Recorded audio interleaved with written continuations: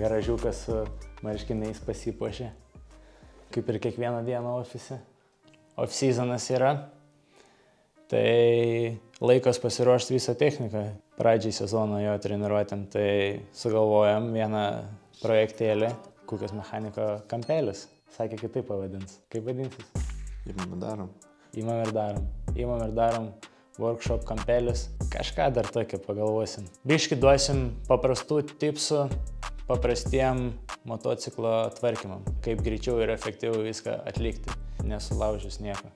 Jo, tik aš nenoriu sakyti, kad kaip aš darau, taip daro visi kiti ir jeigu jūs darot kitaip, ir jums atrodo, kad yra gerai, tai reiškia gerai. Jo, gal pamatysit kažką paprašiau, galėsit padaryti kažką greičiau. Aš taip darau, taip su Dovydu dirbau 5 sezonus ir dar nė kartą neturėjom techninę varžybų nebaigimą. Kaip ir šiaip motociklas nėra koks nors, nežinau, ten dviratis, jo gali važiuoti pusę metų, nieko ten jiem nedarės, aišku, kažkas tai rudis, bet vis tiek su jo važiuosi. Motociklams svarbiausia tiesiog pastovus perrinkimas ir peržiūrėjimas. Nereikia laukti, kol kažkas suges tam, kad jį suremontuot. Gali viskam užbėgti už akių, bet tam reikia nemažai laiko. Tai po kiekvienos treniruotės realiai ar po varžybų, tai turi biškį giliau įlysti, ar ten guolius pažiūrėti, ar ten kažką. Nes vis tiek toks sportas, kur jeigu sugedus motociklui kur nors vidury važiavimo ar net ore ar kur nors, tai tu gali labai stipriai susižeisti ir susitraumuoti. Čia ne vien dėl to, kad sutaupyti pinigų, o dar dėl to, kad šį sportą lengvesnį ir mažiau pavojinga padaryti. Reikim prie banalių labai dalykų, ten kaip filtras, grandinė, amortizatorius, kažkas tokio, kaip išimti dėti, nes KTM daug kas, kad išimto amortiką nurenk pusę galą. Kaip kažkas... O jeigu norit dar kažko sužinot, kas jums neramina ir ko jūs dar nemokat, tai galite komentuoti ir visą laiką galėsime traukti į kontentą. Arba jeigu tingi daryti, tai galite susisiekti su manim, mes padarysim. Daug kas labai skirtingai jam grandinę.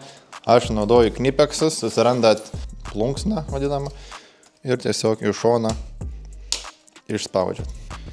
Plunksną išsiem, nariks išsiem ir grandinę išsiem.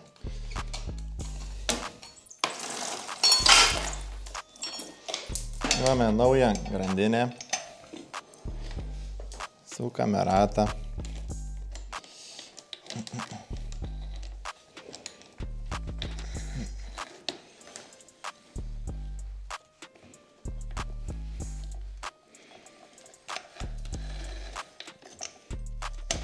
Susukam grandinės įtempimo varžtą daugiau, nes, kaip matėm, dar dabar yra trumpa. Va, idėja.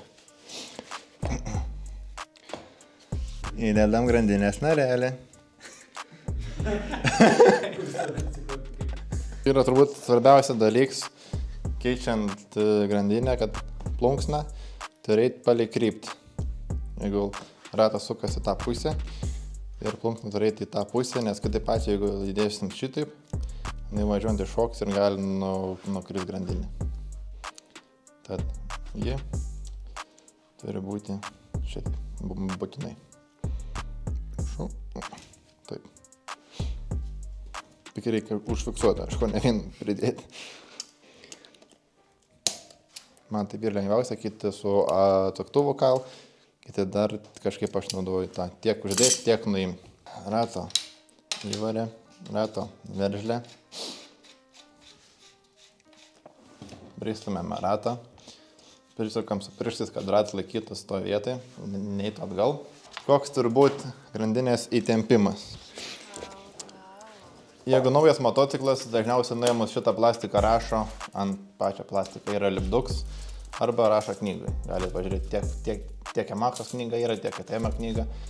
Nuo šliaužiklio galo iki čia, nuo 5,5 cm iki 5,8 cm. Jeigu yra šlapia, tai darom ir 6 cm ir kartais nedaugiau, sakykime, kaip Alexandry, kur yra molis, nes grandinę gaun daug molę ir įsitempia. Jeigu padarai per mažą įtempimą, grandinę dar gaun molę ir ant tiek įsitempia, kad nebeprasuk variklis ratą ir tada jau nebegaliu važiuoti.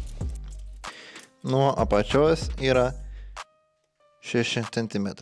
Tai biškį patempiam būtų biški mažesnis ir bus gerai, nes tikėtina, kad šiom dienom oras bus lietingas, tad trasa bus šlapia.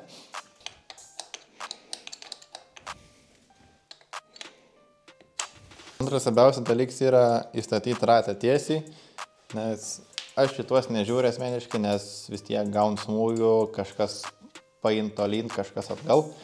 Aš naudoju slankmatį visą, dedu iš galo ir į čia. Prisidedu, kad būtų lygiai.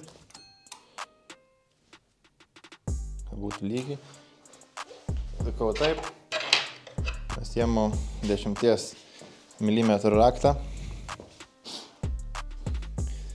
Prisidedu prie čia ir dabar matau, kad man yra lygiai. Sakykime, jeigu būtų, pavyzdys, jeigu būtų šitaip, čia būtų tarpelis, gal nelabai matos, bet tada aš tiesiog paimu, suku, kol atsiremia, kaip dabar, ir viskas. Yra lygiai stovintis ratas. Kadangi ratas stovi tiesiai, grandinė yra įtempta pakankamai, mes paleidžiam, čia dedam popierius tiesiog ir trenkiam atgal.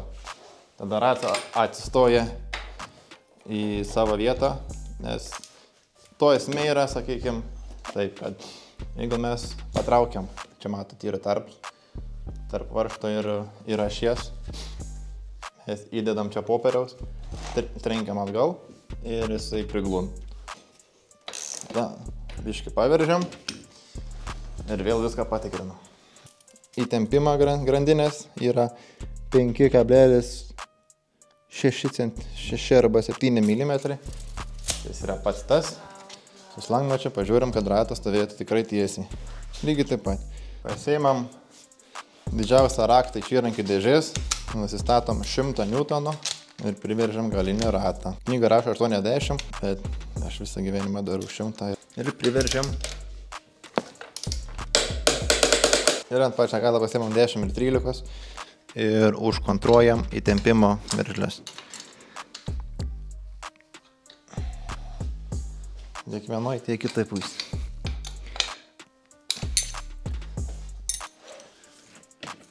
Nebeigia. Važiuojam, kad stabdis veiktų. Sakykit, ką norit patys sužinoti ir kelsim į Patreoną viską. Viską galim nuo... Super top secret, čia jeigu ką yra, tai čia jums exclusive, tik tais informacija, tik tais jums, tik jums. Galim batą keist, galim grafikas keist, galim kaladėlės keist, galim stumoklius keist, galim duslintuvus keist. Bet stumoklį tai jau 500 tik tais mokėti reikės, kad pakeist. Jo, kamaž nebus. Kamaž nepasirodytų. Čia su žvaigždėm, tai žinai.